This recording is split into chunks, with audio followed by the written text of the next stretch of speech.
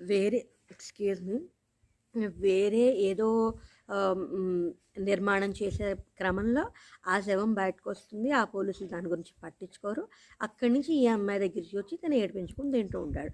ఇక్కడ ఏంటి అంటే ఫ్లాష్ బ్యాక్ వస్తుందని చెప్పాను కదా! తెలిసిన తర్వాత ఓకే అని తెలుస్తుంది. ఆ తర్వాత ఇప్పటిదాకా తన స్నేహితులు నమ్మకండా ఇంకొకళ్ళని నమ్మింది కదా! ఇతను కూడా దెయ్యం అని తెలుస్తుంది.